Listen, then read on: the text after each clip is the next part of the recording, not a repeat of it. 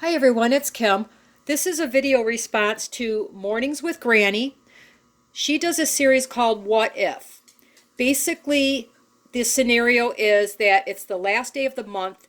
You have absolutely no way to go get any food at all. You have no money, no transportation. Maybe you're snowed in. You cannot get out of the house, period. And you have to come up with meals for the day on just the very few items that you could scrape together that's in your home. As you know, we do have Americans and people in the world who really live minute to minute, and food can be a problem for them. So this is my scenario, okay? First thing is I have a little bit of meat juices. This isn't even stock. I save the meat, the juice when you cook, say, a chicken or a turkey or a roast or whatever. I save the little bit of broth that comes out of it. So that's it. That's all the broth I have. That much. I have that much rice. Okay? This is not instant. This is the long cook rice. This is it for my onions. I found a little piece like this, the top off of something, and a little piece of the root. Okay? I found that many carrots in the house. Looks like 1, 2, 3, 4, 7 tiny little carrots. Looks like a lot, but guess what? It's not much. That's it. I have that many raisins. I have 1 egg. I even pulled out the butter dish, and that's it. That's all I got.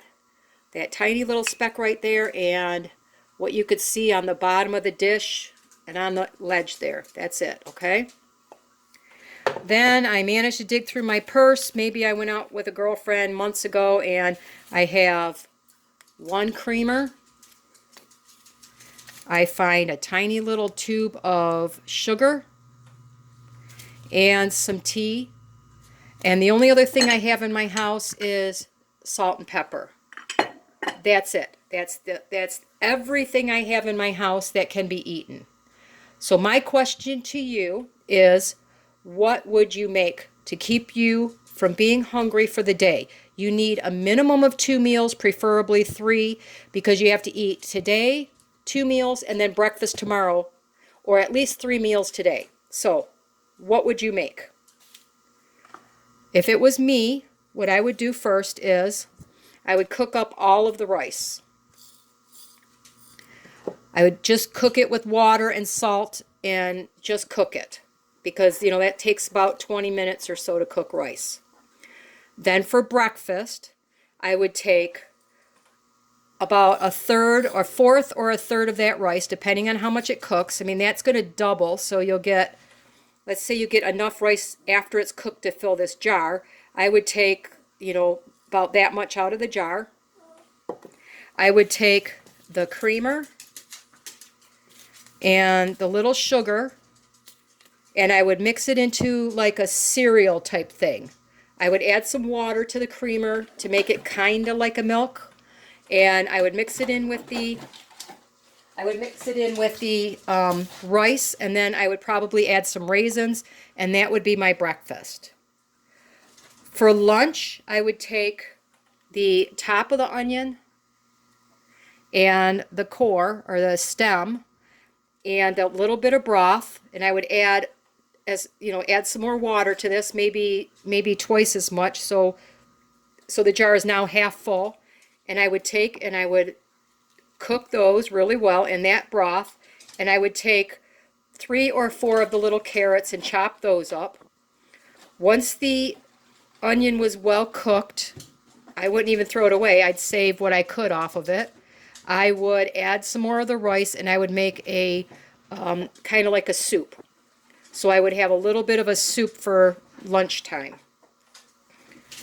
For dinner, I would take the rest of the rice, the rest of my carrots.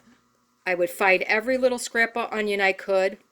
I would take the onion and the carrots, and I would do everything I could to melt even that little bit of butter in there. And I would heat that up somehow and get that little bit of oil, and I would saute the onion and the carrot in that tiny bit of butter. Then I would add the rest of my rice with salt and pepper. I would cook that until it was warm, and then I would push that to the side. I would take my egg and I'd break it into the pan, scramble it up, cook it, and mix it in with the rice to make like a fried rice. So that would be everything I ate, and then the tea I would save probably till the next morning so I had something hot in my belly before I could go get my food again. So that's it. That's my scenario. I'm wondering what you would make if this was all you had in the house. So, I talk about being prepared, and there are people who get to this point where they have nothing left in the house. And I like to mention preparedness, even if you only have $5. If you can only add 2 or 3 cans of food a month to your stores, hopefully you'll never get in this scenario where this is all the food you have left in the house. So, Granny, this is for you. I'd like your opinion on what you would make out of what I have too, as well as everybody else. Please leave me a comment and let me know what you would make in this what if situation. Thank you, everyone. Have a wonderful day.